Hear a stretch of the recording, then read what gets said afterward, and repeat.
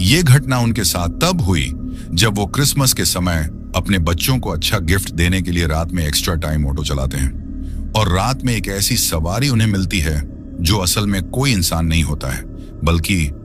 तो चलिए आगे की कहानी हम मनीलाल जी के ही पॉइंट ऑफ व्यू से सुनते हैं। लेकिन उससे पहले मैं हमेशा की तरह आप सभी से एक बात कहना चाहता हूं कि जैसा कि आपको पता ही है कि मैं हर संडे की वीडियो में निराग के साथ कदम से कदम मिलाकर चलने वाले सभी हम साथी का नाम अनाउंस करता हूं, तो प्लीज आप अंत तक जरूर बने रहिएगा क्योंकि ये खुशखबरी कहानी के लास्ट में है। और अगर आप चैनल पर नए हैं तो प्लीज चैनल को सब्सक्राइब करके बेल आइकॉन को जरूर प्रेस कर लीजिएगा और अपना नाम और अपना शहर कमेंट जरूर करिएगा ताकि आने वाली हर रविवार की कहानी में आपका भी नाम हो। तो चलिए अब कहानी मणिलाल जी के पॉइंट ऑफ व्यू से शुरू करते हैं। नमस्कार, मेरा नाम मणिलाल है और मैं पिछले 15 सालों से दिल्ली की सड़कों पर ऑटो चला रहा हूं। आपको लग रहा होगा कि मैं किसी और की तरह एक आम ऑटो ड्राइवर हूं, लेकिन जो मैंने उस रात देखा था वो सब आज भी अगर याद करता हूं तो मेरी रूह कांप जाती है। आज पूरे 3 महीने हो गए हैं, लेकिन अब भी जब मैं रात के अंधेरे में ऑटो चलाता हूं तो मेरे हाथ पैर कांपने लगते हैं। मेरी पत्नी कहती है कि मैं बदल गया हूं और बच्चे कहते हैं कि पापा अब रात को काम पर क्यों नहीं जाते।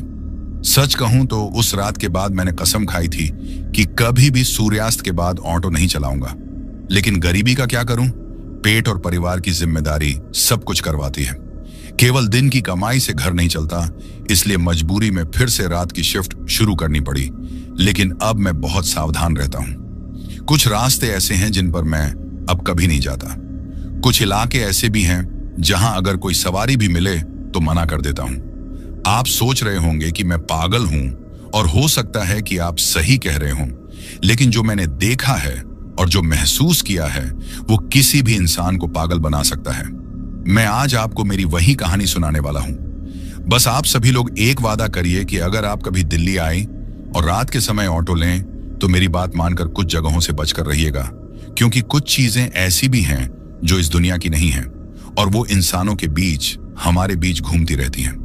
दिसंबर की वो रात थी, तारीख तो ठीक से याद नहीं, लेकिन हाँ 23 या 24 दिसंबर रही होगी। दिल्ली में उस साल जमकर ठंड पड़ी थी।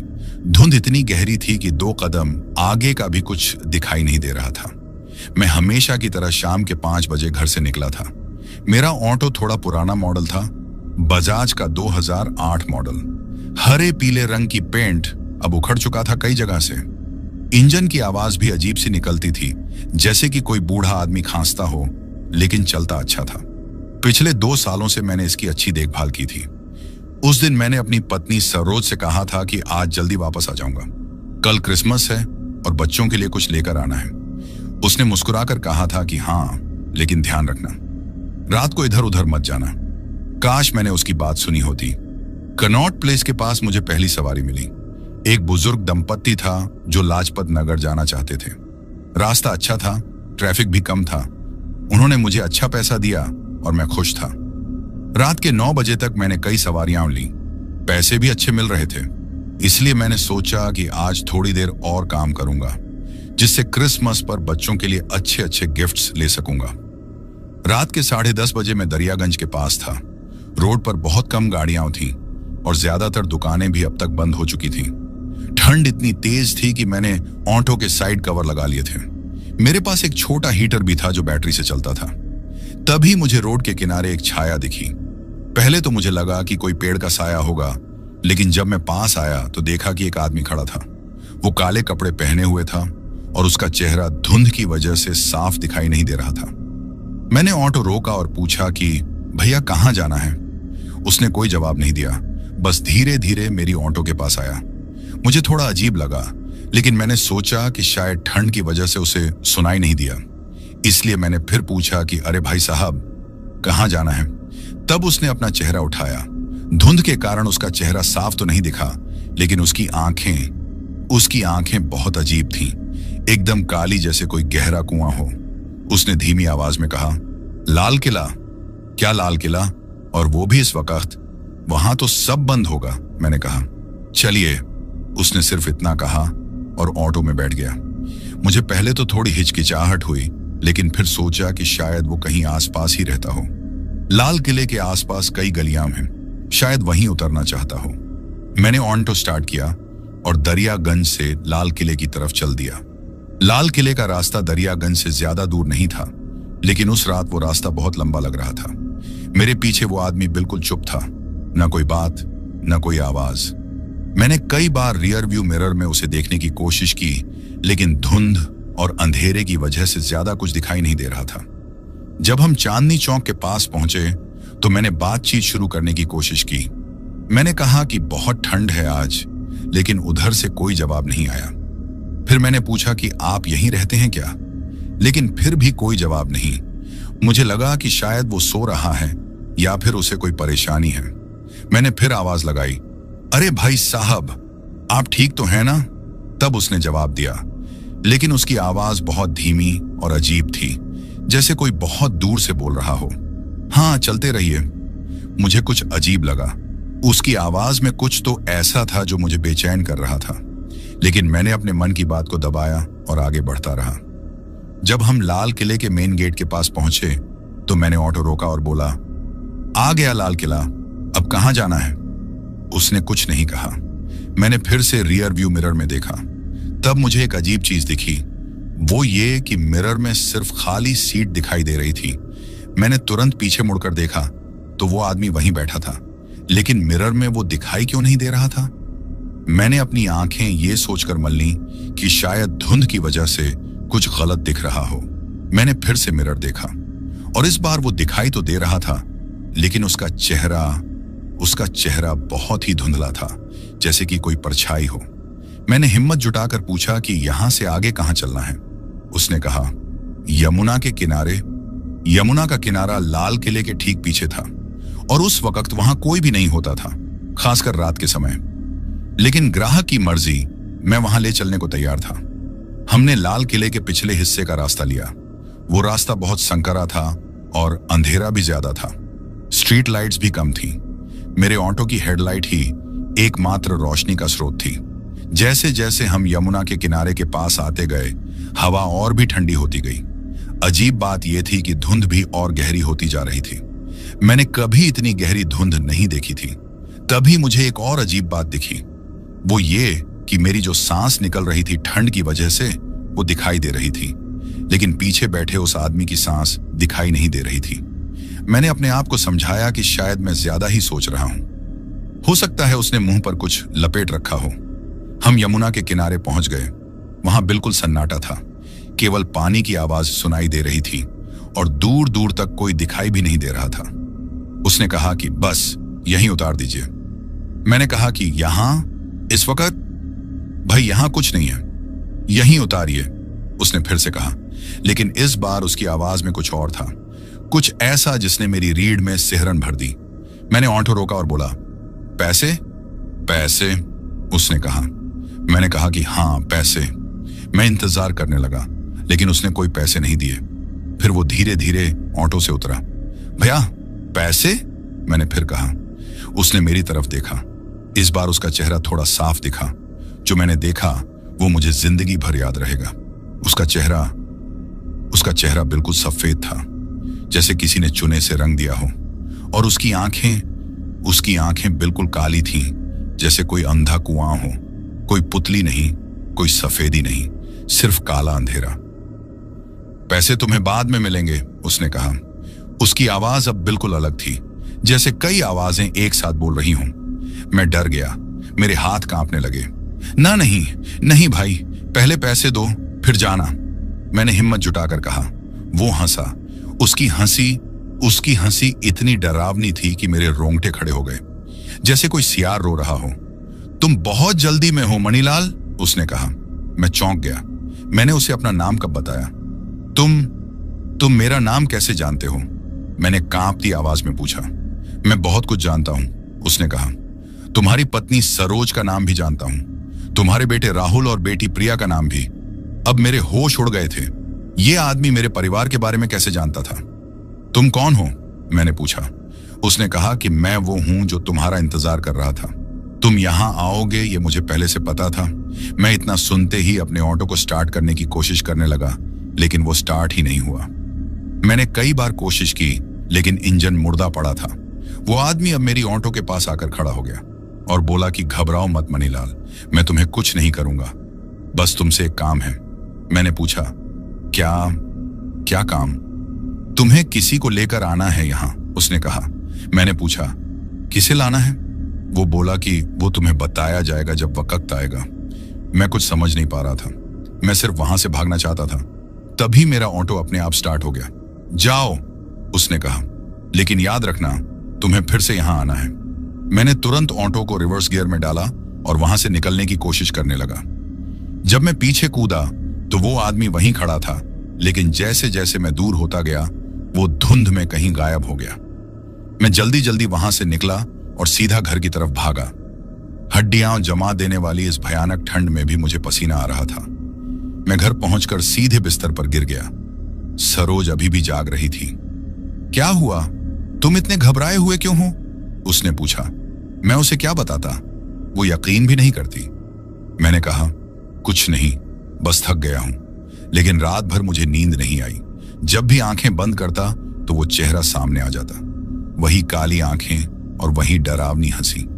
सुबह मैंने सोचा कि शायद ये सब सपना था, शायद मैं बहुत थक गया था और मुझे भ्रम हो गया था। लेकिन जब मैं अपना ऑटो चेक करने गया तो मुझे एक अजीब बात दिखी।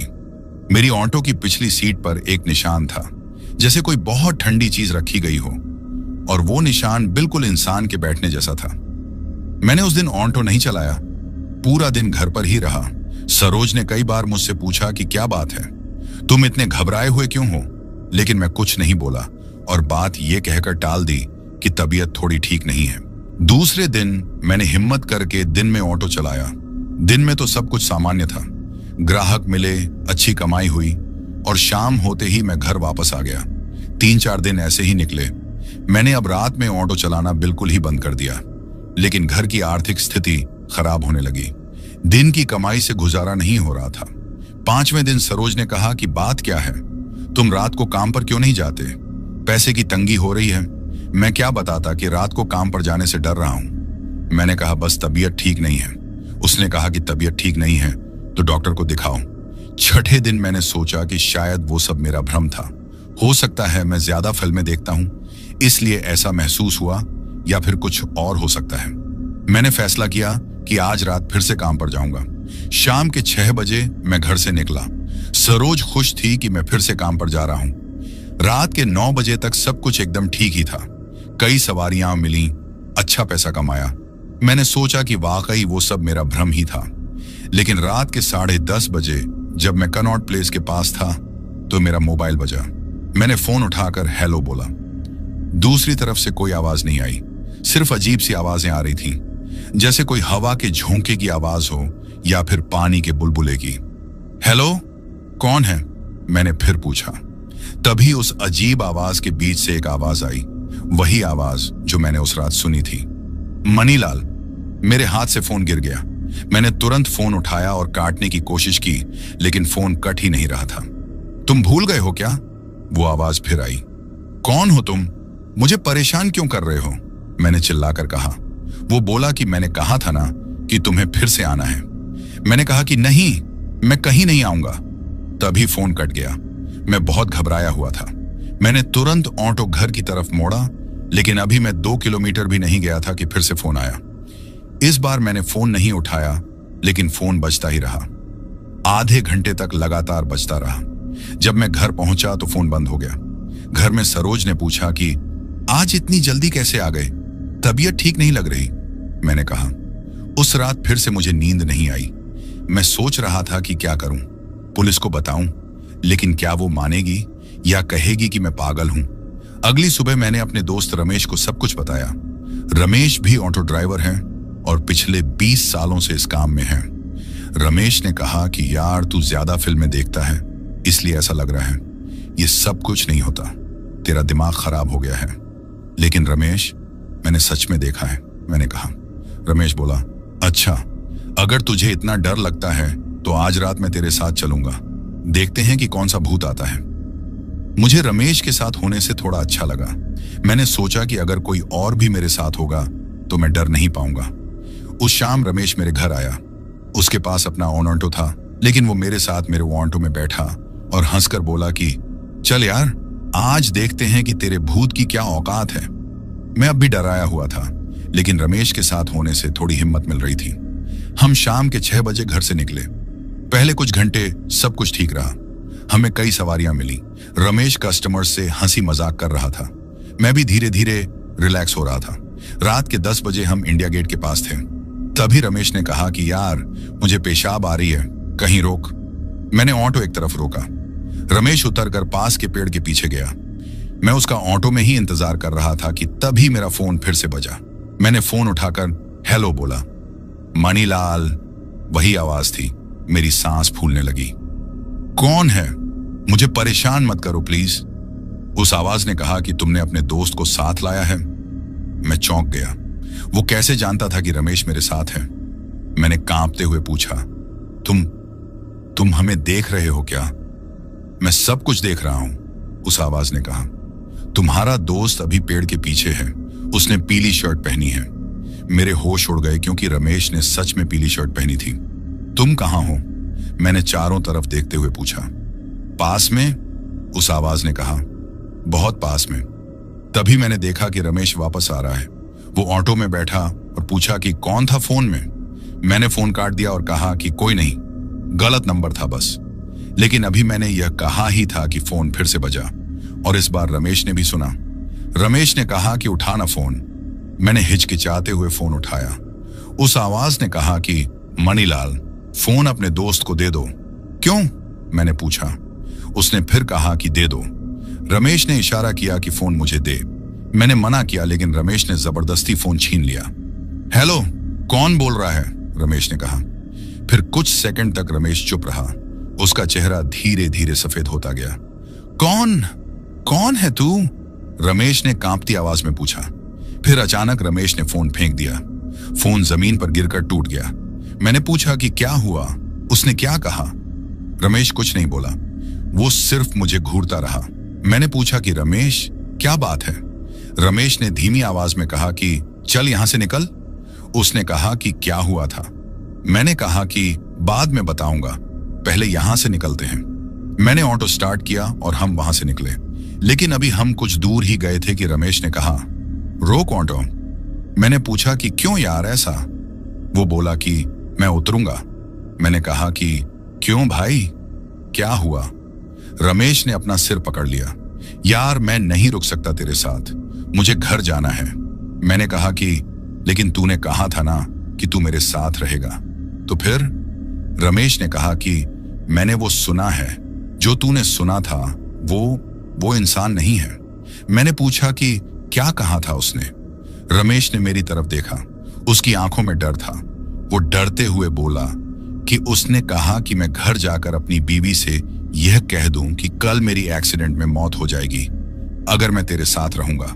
मेरे रोंगटे खड़े हो गए।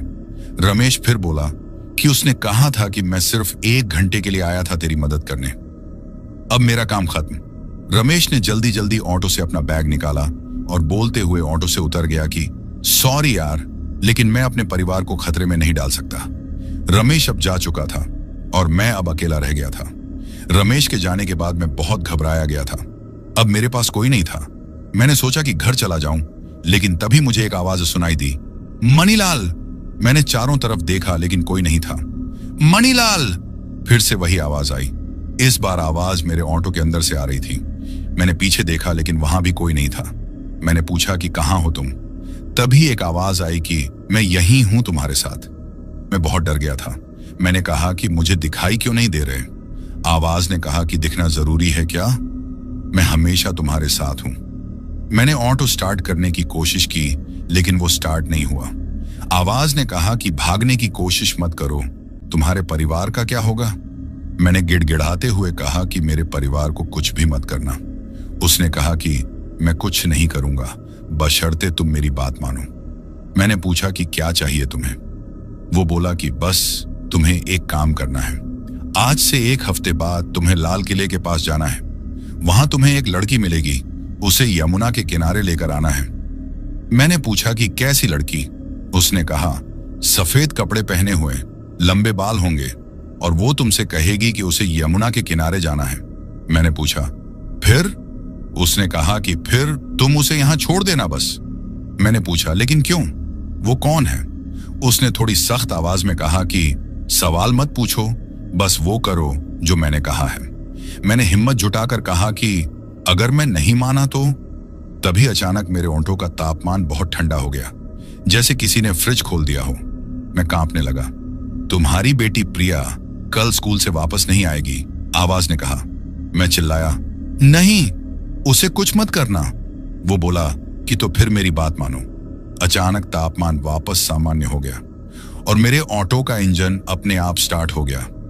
आवाज ने कहा कि जाओ घर, और याद रखना ठीक 1 हफ्ते बाद। मैं जल्दी जल्दी वहां से निकल गया। घर पहुंचकर सबसे पहले मैंने प्रिया को चेक किया। वो अपने कमरे में सो रही थी। राहुल भी सो रहा था, सरोज भी सो रही थी। मैं बाहर बरामदे में बैठ गया। सारी रात जागता रहा। अगले 1 हफ्ते मैंने बिल्कुल भी काम नहीं किया। मैं घर पर ही रहता था। प्रिया और राहुल को स्कूल भेजता था, लेकिन शाम को खुद जाकर लेकर आता था। सरोज को लग रहा था कि मैं बीमार हूं। उसने डॉक्टर को दिखाने को कहा, लेकिन मैं कैसे बताता कि डॉक्टरी बीमारी से नहीं बल्कि किसी और चीज से परेशान हूं। तीसरे दिन मैंने रमेश को फोन किया। मैंने पूछा कि यार तू ठीक है ना? वो बोला कि हाँ यार ठीक हूं, लेकिन उस दिन के बाद से रात को काम नहीं कर रहा हूं। मैंने पूछा कि तेरी बीवी ठीक है ना? उसने कहा कि हाँ ठीक है, लेकिन क्यों? मैंने राहत की सांस ली। कुछ नहीं, बस पूछ रहा था। रमेश ने कहा कि सुन यार, तू भी रात का काम बंद कर दे, कुछ तो गड़बड़ है। मैंने कहा कि हाँ बंद कर दिया है, लेकिन मैं जानता था कि 1 हफ्ते बाद मुझे फिर से निकलना पड़ेगा। छठे दिन मुझे फिर से फोन आया। आवाज ने कहा कि कल। मैंने कहा कल क्या? वो बोला कि कल शाम 8 बजे लाल किला, और फिर फोन कट गया। 7वां दिन आ गया। मैं सारा दिन बेचैन रहा। शाम के 6 बजे मैंने सरोज से कहा कि मुझे काम पर जाना है। सरोज बोली कि ये तो अच्छी बात है, 1 हफ्ते से तो घर ही बैठे हो। काश वो जानती कि मैं किस काम पर जा रहा हूं। शाम 8 बजे मैं लाल किले के पास पहुंच गया। वहां सामान्य से ज्यादा भीड़ नहीं थी। कुछ टूरिस्ट थे, कुछ लोकल लोग थे। मैंने इंतजार किया। 8:10 हुए, 15 मिनट हुए, कोई लड़की नहीं दिखी। तभी मैंने देखा कि एक लड़की मेरी तरफ आ रही है। उसने सफेद सलवार कमीज पहनी हुई थी, लंबे काले बाल थे और चेहरा बहुत सुंदर था, लेकिन कुछ उदास लग रही थी। वो मेरा ऑटो के पास आई। उसने पूछा कि भैया ऑटो मिलेगा? उसकी आवाज बहुत मीठी थी। मैंने कहा कि हाँ हाँ क्यों नहीं। कहाँ जाना है आपको? वो बोली, यमुना के किनारे। मैं चौंक गया, क्योंकि यही तो वो कहने वाली थी। मैंने कहा कि यमुना किनारे? इस वक्त वहां कुछ नहीं है। वो बोली कि मुझे जाना है प्लीज। मैं दुविधा में था। एक तरफ वो आवाज का डर था और दूसरी तरफ इस मासूम लड़की का ख्याल। मैंने फिर कहा कि बेटी वहां इस वक्त जाना ठीक नहीं है, कोई और जगह चलना है तो बताओ। वो बोली कि नहीं भैया, मुझे सिर्फ यमुना के किनारे ही जाना है, मेरा एक काम है। उसकी आंखों में आंसू आ गए। मैंने पूछा कि कैसा काम है बेटा? वो बोली, बस एक काम है, आप प्लीज छोड़ दीजिए। मैंने उसे देखा। वो बिल्कुल सामान्य लड़की लग रही थी, मासूम और भोली, कहीं से भी डरावनी नहीं लग रही थी। मैंने कहा ठीक है बैठ जाओ। वो ऑटो में बैठ गई। मैंने यमुना की तरफ रास्ता लिया। रास्ते में मैंने उससे बात करने की कोशिश की। मैंने कहा, आप यहाँ की ही रहने वाली हैं क्या? उसने कहा, नहीं। मैंने पूछा तो फिर कहाँ की हैं? वो बोली, दूर की। फिर मैंने पूछा कि परिवार के साथ हैं क्या? वो बोली, नहीं, अकेली ही हूं। मुझे लगा कि वो किसी परेशानी में है, शायद किसी से भाग कर आई है। बेटी, अगर कोई समस्या है तो बताइए, मैं मदद कर सकता हूं, मैंने कहा। वो कुछ देर चुप रही और फिर बोली, भैया क्या आप भूतों में यकीन करते हैं? मेरी धड़कन तेज हो गई। मैंने कहा, क्यों बेटा, आप ऐसा क्यों पूछ रही हो? वो बोली कि बस भैया ऐसे ही पूछ रही थी। मैंने फिर कहा कि अगर कोई दिक्कत है तो आप मुझे बता सकती हो। वो बोली कि मुझे लगता है कि कोई मुझे बुला रहा है यमुना के किनारे। अब मैं समझ गया कि ये लड़की भी किसी जाल में फंसी हुई है, ठीक वैसे ही जैसे मैं फंसा हुआ था। मैंने पूछा कि कौन बुला रहा है बेटा? वो बोली कि पता नहीं, बस एक आवाज आती रहती है, कहती है कि यमुना के किनारे आना है। मैं सोच में पड़ गया, क्या मैं इस मासूम लड़की को उस खतरे में धकेल दूं? लेकिन अगर मैं नहीं ले गया तो मेरे परिवार का क्या होगा? हम यमुना के किनारे पहुंच गए, वही जगह जहां पहली बार उस चीज से मैं मिला था। लड़की ने कहा कि बस भैया यही उतार दीजिए। मैंने कहा कि लेकिन बेटी, यहां तो कोई भी नहीं है, आप अकेली कैसे रहोगी? वो बोली कि कोई बात नहीं, मेरा काम हो जाएगा। वो ऑटो से उतरी। उसने पैसे देने की कोशिश की, लेकिन मैंने मना कर दिया। मैंने कहा कि पैसे रहने दीजिए बेटा, लेकिन प्लीज सावधान रहिएगा। उसने कहा धन्यवाद भैया, और फिर अंधेरे में चली गई। मैं वहां से निकलने लगा, लेकिन अभी मैं 100 मीटर भी नहीं गया था कि पीछे से एक चीख सुनाई दी, एक लड़की की चीख। मैंने ऑटो रोका और सोच में पड़ गया कि वापस जाऊं या नहीं जाऊं। तभी एक चीख फिर से कानों में सुनाई दी, और इस बार और तेज। मैं अपने आप को रोक नहीं सका। मैंने ऑनेटो वापस मोड़ा और यमुना के किनारे गया। जब मैं यमुना के किनारे पहुंचा तो जो नजारा देखा वो मैं जिंदगी भर नहीं भूल सकूंगा। वो लड़की वहीं खड़ी थी, लेकिन उसके सामने वो चीज भी खड़ी थी। वही काले कपड़े वाला आदमी, वही काली आंखें और वही डरावना चेहरा। लड़की बहुत डर रही थी। वो पीछे की तरफ हटने की कोशिश कर रही थी, लेकिन जैसे उसके पैर जाम से गए हों। छोड़ दो उसे, मैं चिल्लाया। वो चीज मेरी तरफ मुड़ी और बोली कि अच्छा किया जो वापस आ गए, अब तुम देखोगे कि असली काम क्या है। मैंने कहा कि क्या चाहिए तुम्हें, इस मासूम बच्चों का क्या कसूर है? वो बोला कि ये मासूम नहीं है, बल्कि ये वह है जिसका मैं वर्षों से इंतजार कर रहा था। मैंने लड़की की तरफ देखा। वो अब भी डरी हुई थी, लेकिन उसकी आंखों में कुछ और भी था, जैसे वो कुछ छुपा रही हो। तुम कौन हो?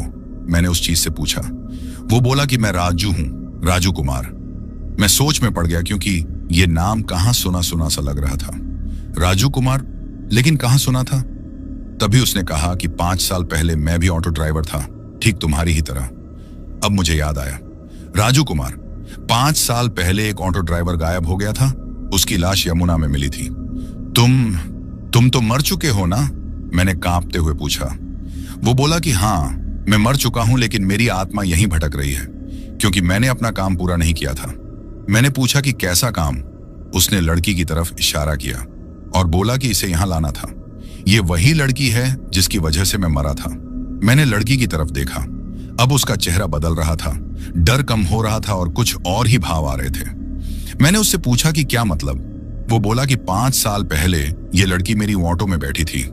इसने कहा था कि यमुना के किनारे छोड़ना है। मैं ले गया, लेकिन जब यहां पहुंचे तो इसने मुझे यमुना में धक्का दे दिया। मैंने चौंकते हुए पूछा कि ऐसा क्यों किया इसने? राजू की आत्मा ने कहा कि इससे ही पूछो। मैंने लड़की की तरफ देखा। अब उसका चेहरा बिल्कुल अलग था।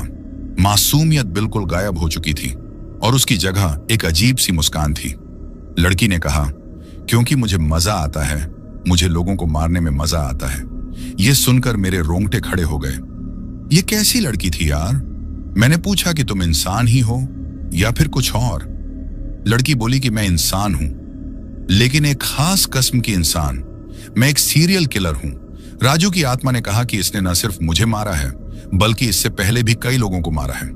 ये अलग अलग ड्राइवरों को बहकाती है और फिर उन्हें मार देती है। मैंने राजू की आत्मा से पूछा कि लेकिन तुम तो अब मर चुके हो, अब क्या करना चाहते हो? वो बोला कि मैं इसे वहीं ले जाना चाहता हूं जहां ये मुझे ले गई थी, यमुना में। लड़की अब हंस रही थी।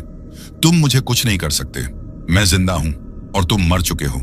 राजू की आत्मा ने कहा कि ठीक है, देखते हैं। अचानक तेज हवा चलने लगी। आसमान में बादल घिर आए। यमुना का पानी तेजी से बनने लगा।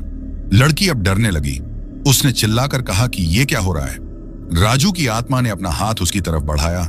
लड़की अपने आप खिसकने लगी यमुना की तरफ। नहीं, मुझे छोड़ दो, वो चीखी। जैसे तुमने मुझे छोड़ा था, राजू ने कहा। लड़की पानी में गिर गई। वो तैरने की कोशिश कर रही थी, लेकिन कोई अदृश्य हाथ उसे नीचे खींच रहा हो। बचाओ, बचाओ, वो चिल्लाई। मैं द्विविधा में था।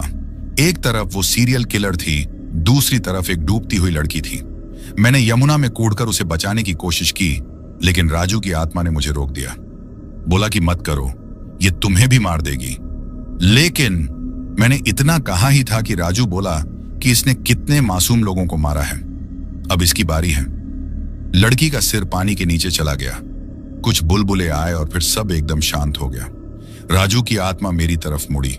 उसने कहा कि अब मेरा काम पूरा हुआ और अब मैं शांति से जा सकता हूं। मैंने पूछा कि तुमने इस काम के लिए मुझे ही क्यों चुना?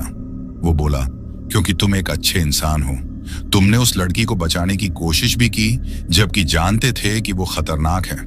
मैंने पूछा कि अब क्या होगा।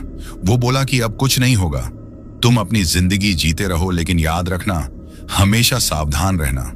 इस दुनिया में कई ऐसी चीजें हैं जो दिखती कुछ हैं और होती कुछ हैं।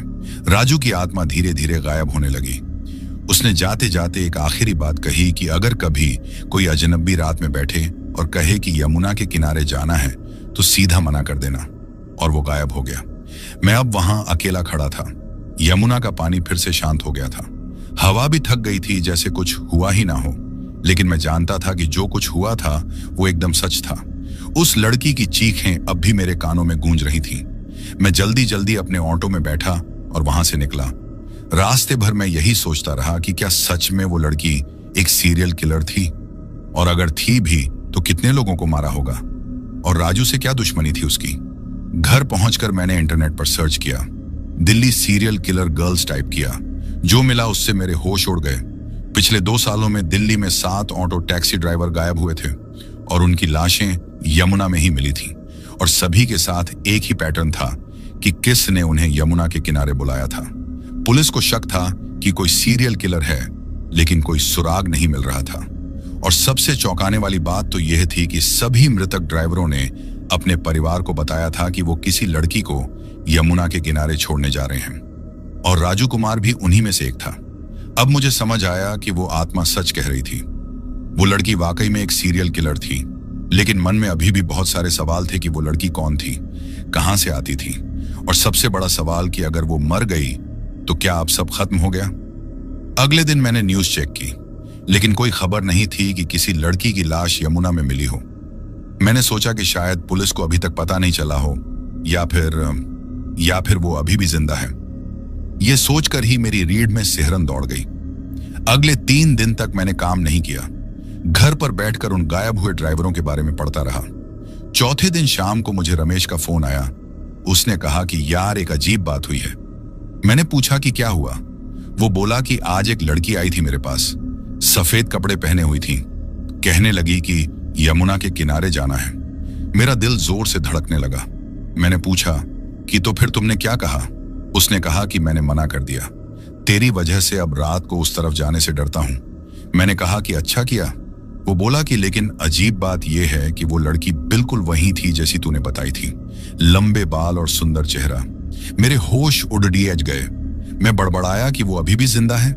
रमेश बोला कि क्या मतलब, कौन जिंदा है। मैंने रमेश को सब कुछ बताया, राजू की आत्मा से मुलाकात, उस लड़की का यमुना में डुबाना, सब कुछ। रमेश ने कहा कि यार, तू पागल हो गया है, ये सब कुछ नहीं होता। मैंने कहा लेकिन रमेश, वो लड़की। इतने में मेरी बात को काटते हुए रमेश बोला कि वो कोई और लड़की होगी, इत्तेफाका होगा। लेकिन मैं जानता था कि ये कोई इत्तेफाका नहीं था। उस रात मुझे फिर से फोन आया। मनीलाल, वही आवाज थी, लेकिन इस बार ये आवाज अलग थी। ये राजू की आवाज नहीं थी। मैंने पूछा कि कौन है। उधर से आवाज आई कि तुमने मुझे मरवाया है, अब तुम्हारी बारी है। ये एक लड़की की आवाज थी, उसी लड़की की जो यमुना में डूब गई थी। मैंने कहा कि तुम तो मर चुकी हो ना। वो बोली कि हाँ, मैं मर गई हूं, लेकिन मैं वापस आई हूं तुम्हारे लिए। मैंने कहा कि तुम्हें अब मुझसे क्या चाहिए। वो बोली कि तुमने मेरा काम बिगाड़ा था, राजू को मेरे ऊपर छोड़ दिया था। अब मैं तुम्हें भी वहीं ले जाऊंगी जहां वो मुझे ले गया था। और इतना कहने के बाद फोन कट गया। मैं बहुत डर गया। अब 2 आत्माएं मेरे पीछे थीं, एक राजू की जो शांत हो गई थी, दूसरी उस लड़की की जो बदला लेना चाहती थी। मैंने घर के सभी दरवाजे खिड़कियां बंद कर दी और रात भर जागता रहा। सुबह मैंने सोचा कि शायद ये सब मेरा भ्रम है, लेकिन दोपहर को जब मैं बाजार गया तो मुझे लगा कि कोई मेरा पीछा कर रहा है। मैंने पीछे देखा, लेकिन कोई नहीं था, लेकिन फिर भी लगता रहा कि कोई तो है। शाम को जब मैं घर वापस आया तो सरोज ने कहा कि आज एक लड़की आई थी तुमसे मिलने। मेरा खून सूख गया। मैंने पूछा कि कैसी लड़की। सरोज बोली, सुंदर लड़की थी, सफेद कपड़े पहने हुई थी, कह रही थी कि तुम्हारी दोस्त है। मैंने पूछा तो तुमने क्या कहा फिर। सरोज बोली कि मैंने कहा कि तुम बाजार गए हो। वो कहने लगी कि रात को आएगी, अगर फिर से आए तो दरवाजा मत खोलना। मैंने कहा। सरोज ने मुझसे पूछा कि क्यों, कौन है वो। मैंने कहा कि बस मत खोलना और बच्चों को भी कह देना। सरोज को अजीब लगा, लेकिन उसने हाँ कह दिया। रात के 11 बजे दरवाजे पर दस्तक हुई। कौन है? मैंने पूछा। मैं हूं, एक मीठी आवाज आई। आपकी दोस्त। मैंने चुप रहने का इशारा सरोज को किया। बाहर से आवाज आई, खोलिए दरवाजा, मुझे आपसे बात करनी है। हमने कोई आवाज नहीं की। बाहर से फिर आवाज आई कि मैं जानती हूं कि आप अंदर हैं, मैं आपका तब तक इंतजार करूंगी जब तक आप बाहर नहीं आते। फिर सन्नाटा हो गया। हमने रात भर इंतजार किया। सुबह जब मैंने बहुत हिम्मत करके दरवाजा खोला तो बाहर कोई नहीं था, लेकिन दरवाजे पर एक मैसेज लिखा हुआ था, खून से, जल्दी ही मिलेंगे। उस खूनी मैसेज को देखकर मैंने फैसला किया कि घर छोड़कर कहीं और जाना होगा, कम से कम कुछ दिनों के लिए। मैंने सरोज और बच्चों को लेकर अपने गांव जाने का प्लान बनाया। गांव मेरठ के पास था। अचानक गांव क्यों जाना है? सरोज ने पूछा। मैंने कहा कि बस दिल चाहता है, बहुत दिन हो गए। हमने उसी दिन गांव के लिए ट्रेन पकड़ी। गांव में मेरे माता पिता रहते थे। पुराना घर था, लेकिन शांति थी। पहले 3 दिन सब कुछ ठीक रहा। मुझे लगा कि शायद वो चीज यहां तक नहीं आएगी, लेकिन चौथी रात मुझे एक अजीब सपना आया। सपने में मैं फिर से यमुना के किनारे था और वो लड़की वहां खड़ी थी, लेकिन अब वो डरावनी लग रही थी। उसका चेहरा सूजा हुआ था, जैसे डूबने वालों का होता है। बाल बिखरे हुए थे और कपड़े फटे हुए थे। तुमने सोचा था कि भागकर बच जाओगे? वो बोली। मैंने कहा कि मैं तुमसे दूर जाना चाहता था। मौत से कोई कितनी दूर जा सकता है? वो हंसी। उसकी हंसी बहुत डरावनी थी। मैंने पूछा कि तुम क्या चाहती हो? वो बोली, तुम्हारी जान। तुमने मेरा काम बिगाड़ा था, अब मैं तुम्हारी जिंदगी बिगाड़ूंगी। मैं बोला कि मैंने तुम्हारा कुछ नहीं बिगाड़ा, तुमने खुद गलत काम किया था। गलत सही का फैसला मैं करूंगी, वो चिल्लाई। तुम सिर्फ एक ऑटो ड्राइवर हो। तभी मेरा सपना टूट गया और मैं पसीने से तरबतर होकर उठा। अगले दिन मुझे मेरे दादाजी से मिलने का मन किया। वो गांव के सबसे बुजुर्ग व्यक्ति थे। अगर कोई इन सब चीजों के बारे में जानता था तो वो वहीं थे। दादाजी, अगर कोई मरा हुआ व्यक्ति वापस आए तो क्या करना चाहिए? मैंने पूछा। क्यों, क्या हुआ है? दादाजी ने पूछा। मैंने उन्हें पूरी कहानी बताई। दादाजी की आंखें गंभीर हो गईं। बेटा, यह कोई मामूली बात नहीं है, उन्होंने कहा। जो आत्मा बदले की भावना से वापस आती है वो बहुत खतरनाक होती है। मैंने पूछा कि तो अब क्या करूं? वो बोले कि तुम्हें वापस दिल्ली जाना होगा, उसका सामना करना होगा। मैंने कहा कि लेकिन वो मुझे मार देगी। तभी दादाजी बोले कि नहीं, अगर तुम सही तरीके से सामना करो तो वो तुम्हें कुछ नहीं कर सकती। दादाजी ने मुझे कुछ तंत्र मंत्र बताए, कुछ सुरक्षा के उपाय भी दिए। उन्होंने मुझे एक काला ताबीज दिया और बोले कि ये ताबीज हमेशा गले में पहने रहना और ये मंत्र रोज सुबह शाम बोलना। मैंने ताबीज पहन लिया। दादाजी ने कहा, और सुनो, उससे डरना मत। जब वो सामने आए तो हिम्मत से सामना करना। डर दिखाओगे तो वो और ताकतवर हो जाएगी। अगले दिन मैंने परिवार को गांव में ही छोड़ा और अकेले दिल्ली वापस आ गया।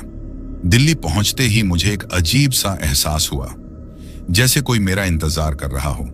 घर पहुंचा तो सब कुछ वैसा ही था, लेकिन हवा में एक अजीब सी बदबू थी, जैसे कुछ सड़ रहा हो। मैंने तुरंत दादाजी का दिया हुआ मंत्र पढ़ा। रात के 10 बजे मेरा फोन बजा। सामने से वही आवाज आई कि आ गए वापस? मैंने कहा कि हाँ, आ गया। वो बोली कि अच्छा किया, अब भागने की जगह नहीं है। मैंने उसे जवाब देते हुए कहा कि मैं नहीं भाग रहा, मैं तुम्हारा सामना करने आया हूं। सामना? वो हंसी। तुम एक छोटे से इंसान हो और मैं तुम्हारी मृत्यु हूं। मैंने कहा कि तुम मृत्यु नहीं हो, तुम सिर्फ एक भटकी हुई आत्मा हो। वो बोली कि चलो मिलते हैं यमुना के किनारे। मैंने कहा ठीक है, मैं आता हूं। मैंने हिम्मत जुटाई और दादाजी के दिए गए सभी उपाय किए। हनुमान चालीसा पढ़ी, ताबीज चेक किया और रात के 11 बजे मैं यमुना के किनारे पहुंचा। वही जगह जहां सब कुछ शुरू हुआ था। वहां गहरी चुप्पी थी, केवल पानी की आवाज आ रही थी। आ गए? एक आवाज आई। मैंने चारों तरफ देखा, लेकिन कोई दिखाई नहीं दिया।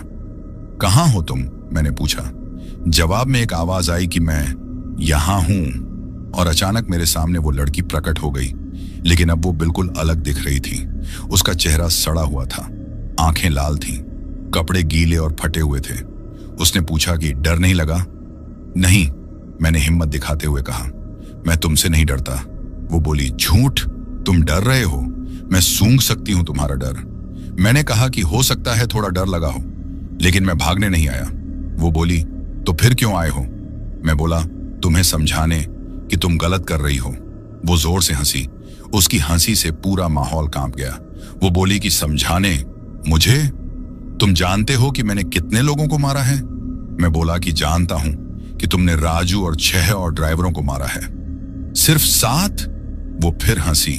तुम कम जानते हो, मैंने दिल्ली में 20 से ज्यादा लोगों को मारा है। Auto driver, taxi driver, rickshaw वाले, सभी को। मैं चौंक गया। क्या 20 लोग? लेकिन क्यों? क्यों मारती थी? उसका चेहरा अचानक उदास हो गया। वो बोली, क्योंकि मेरे साथ भी वैसा ही हुआ था। मैंने पूछा, क्या मतलब? वो बोली कि जब मैं 16 साल की थी तो एक टैक्सी ड्राइवर ने मुझे। उसकी आवाज टूट गई। अब मुझे समझ आया कि वो बदला क्यों ले रही थी। मैंने कहा, लेकिन निर्दोष लोगों से बदला क्यों? क्योंकि सभी एक जैसे होते हैं। वो चिल्लाई, सभी मर्द एक जैसे हैं। मैंने कहा कि नहीं, तुम गलत हो, मैं भी ड्राइवर हूं, लेकिन मैं वैसा नहीं हूं। वो बोली कि तुम भी वैसे ही हो। मैंने कहा कि अगर मैं वैसा होता तो तुम्हें बचाने की कोशिश क्यों करता? वो चुप हो गई। मैंने कहा, सुनो, जो तुम्हारे साथ हुआ था वो बहुत गलत था, लेकिन निर्दोष लोगों को मारकर तुम उसे सही नहीं बना सकती। वो बोली, तो मैं क्या करूं? वो आदमी तो अब मिलता ही नहीं। मैंने कहा कि उसे भूल जाओ, शांति से मरो। वो बोली, मैं शांति से नहीं मर सकती जब तक बदला ना लूं। मैंने कहा कि तुमने राजू से बदला ले लिया, अब और क्या चाहिए? वो बोली कि तुमसे भी बदला लेना है, तुमने मेरा काम बिगाड़ा था। अब मुझे समझ आया कि बातचीत से कुछ नहीं होगा, मुझे दादाजी के बताए तरीके का उपयोग करना ही होगा। मैंने अपनी जेब से एक छोटी सी शीशी निकाली, उसमें गंगा जल था। उसने पूछा, ये क्या है? मैंने कहा कि गंगा जल, और ये भी है। मैंने एक और चीज निकाली, विभूति। उसने पीछे हटने की कोशिश की। वो बोली कि नहीं, ये सब मुझ पर काम नहीं करेगा। मैंने गंगा जल उस पर छिड़का। वो चीखती हुई पीछे हट गई। ओम नम शिवाय, मैंने मंत्र पढ़ना शुरू किया। नहीं, बंद करो, वो चिल्लाई। लेकिन मैं मंत्र पढ़ता रहा। उसके साथ साथ हनुमान चालीसा भी शुरू की। वो लड़की अब बहुत परेशान हो रही थी। वो अपना रूप बदल रही थी। कभी वो सुंदर लड़की दिखती तो कभी सड़ी हुई लाश। प्लीज बंद करो, उसने गिड़गिड़ाया। मैं कुछ नहीं करूंगी। मैंने कहा कि कसम खाओ कि तुम अब किसी को परेशान नहीं करोगी। वो बोली, मैं कसम खाती हूं। मैं बोला कि और ये भी कसम खाओ कि तुम अब शांति से अपनी जगह जाओगी। वो बोली, लेकिन मेरा बदला? मैंने कहा कि तुम्हारा बदला पूरा हो गया, राजू मिल गया ना तुम्हें। वो रोने लगी। अब वो फिर से वैसी 16 साल की लड़की लग रही थी जैसी पहले थी। मैं नहीं जानती थी कि मैं इतनी गलत बन गई हूं, वो बोली। मैंने उसे समझाते हुए कहा कि अभी भी वक्त है, सही रास्ता चुन सकती हो। हाँ, उसने कहा, मैं कसम खाती हूं कि अब किसी को परेशान नहीं करूंगी। जैसे ही उसने यह कहा तो एक तेज रोशनी आई और उस रोशनी में वो धीरे धीरे गायब हो गई। धन्यवाद, उसकी आखिरी आवाज आई, मुझे सही रास्ता दिखाने के लिए। और फिर सब कुछ शांत हो गया। अब मैं एक राहत की सांस लेकर अपने घर की ओर चल दिया।